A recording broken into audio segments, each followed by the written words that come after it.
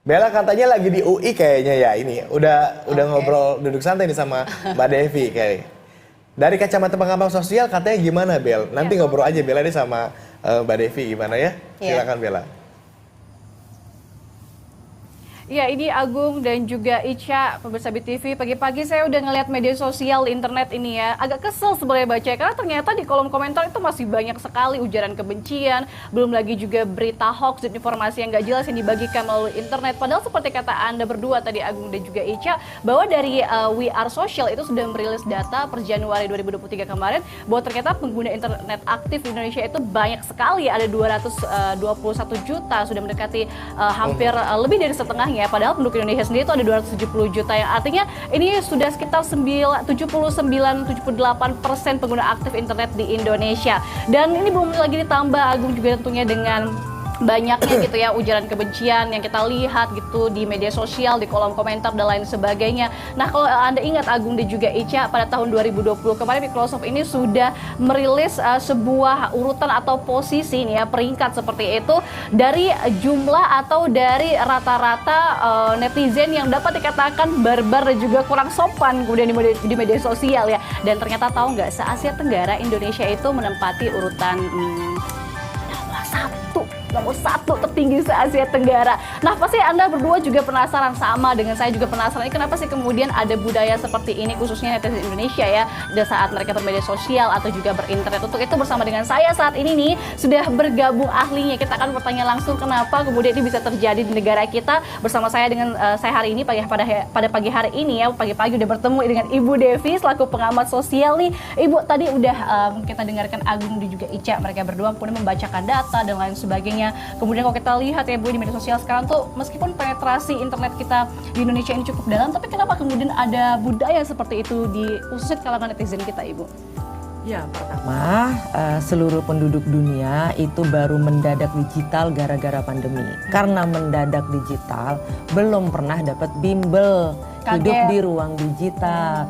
Bayangkan Anda tiba-tiba masuk ke peradaban digital, padahal di dunia nyata ada lampu merah aja Anda terobos, buang sampah masih sembarangan dan sebagainya. Artinya sebenarnya antara kehidupan nyata dan kehidupan maya itu sama saja.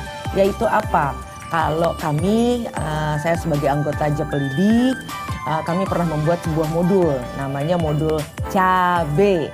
Apa itu? C-nya adalah cakap. Kita perlu cakap, perlu menguasai bagaimana aplikasi-aplikasi, foto-foto, edit-edit dan sebagainya.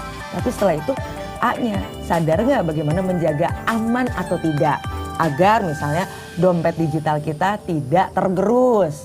B-nya adalah budaya. Ingat, kita tetap orang Indonesia, jadi sopan santun, hal-hal yang positif itu harusnya juga tergambar di ruang digital. Dan E, jelas etika.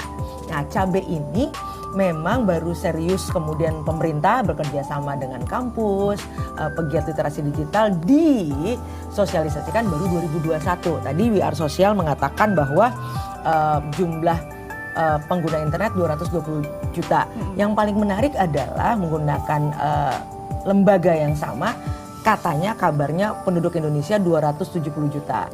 Tapi jumlah gawai yang beredar di Indonesia, tahu berapa angkanya? Berapa tuh? 353 juta. Artinya banyakkan handphone daripada manusianya. Waduh, berarti orang pegang 2 handphone ya Bu ya? Bisa jadi gitu ya. Nah, artinya apa? Kita dikepung dengan berkah sekaligus bencana. Apa berkahnya? Kita tahu banyak orang yang kemudian mendapatkan pengetahuan, mendapatkan ilmu di ruang digital. Tapi bencananya adalah ada banyak racun, ada banyak toksik di ruang digital. Nah, ini yang kemudian membuat negara-negara maju seperti Swedia misalnya kemudian tahun lalu memutuskan anak sampai usia 6 tahun tidak boleh lagi kemudian misalnya memegang gawai. Karena di usia-usia yang sangat kritis itu mereka perlu nih untuk belajar dulu membedakan mana informasi yang fakta, mana yang fiksi. Tapi menarik bagaimana misalnya penelitian tahun 2014 di Princeton, salah satu universitas terbaik di dunia, menunjukkan mahasiswa yang bahkan tetap membiasakan diri mencatat, bukan mengetik, itu kemampuan kecerdasannya dalam memahami sebuah bacaan dan sebagainya jauh lebih tinggi dibandingkan yang mengetik. Jadi sebuah mitos kalau memang katanya generasi digital yang serba dimudahkan ini jauh lebih cerdas. Ternyata tidak. Karena bahkan penelitian menunjukkan dalam konteks penipuan online gitu ya, urusan begal cuan gitu ya. Nah ternyata di barat ya, karena penelitian Indonesia sulit, di barat itu periode 2017 sampai 2024 ternyata yang paling banyak terjebak penipuan justru anak muda. Kalau orang kan pasti kemudian mitosnya, dongengnya, oh orang tua, pasti baby boomer, pasti yang kena tipu. No, kenapa? Yang paling banyak hidup di ruang digital ini adalah generasi ini. Makanya mereka lah sebenarnya angka terbesarnya. Jadi bahkan yang menarik lagi, ada sebuah penelitian di Stanford, kalau tidak salah saya agak lupa, itu menunjukkan itu jauh sebelum pandemi bagaimana mahasiswa di sana bahkan tidak mampu membedakan antara iklan dengan informasi, belum bicara soal berita bohong. Bayangkan itu udah Amerika yang paling sedikit lulusan SMA, sedangkan di kita yang 70% maksimal lulusan SMP. Jadi di negeri ini SMA saja sebenarnya sudah elit. Nah, artinya apa? Kalau tahun 2022 pernah ada headline bagaimana Amerika Serikat sebagai ayah dan ibu kandung dari teknologi-teknologi digital yang kita gunakan sekarang juga kelimpungan menghadapi bagaimana penyebaran berita-berita atau informasi yang tidak berguna atau racun tadi juga sekarang menjadi pandemi sosial serius di Amerika Serikat. Itu negara nomor 1 di dunia yang menjadi asal usul keran dari semua kecanggihan digital hari ini. Jadi kalau bicara Indonesia seperti ini, bukannya kita ngeles, bukannya kita mencari pembenaran, tapi ini adalah gejala dunia. Nah, PR-nya jelas kalau ditanya bagaimana menyelesaikannya. Satu, kalau jangka panjang harus lewat pendidikan, lewat kurikulum. Kenapa? Kalau lewat kurikulum, anak di Aceh dengan di Papua tentu dapat materi yang sama. Karena kalau hanya mengandalkan orang tua, ada orang tua yang ada waktu, nggak ada waktu, ada yang bisa cepat terima ilmunya, ada yang tidak. Nah, nanti transfer ke anaknya makin lama. Tapi itu jangka panjang. Jangka menengah tentu teman-teman yang tergabung misalnya dalam siberkreasi, Japelidi, lalu kampus dan sebagainya yang bergerak bersama pemerintah, Kominfo, OJK dan sebagainya itu kan terus rajin termasuk media.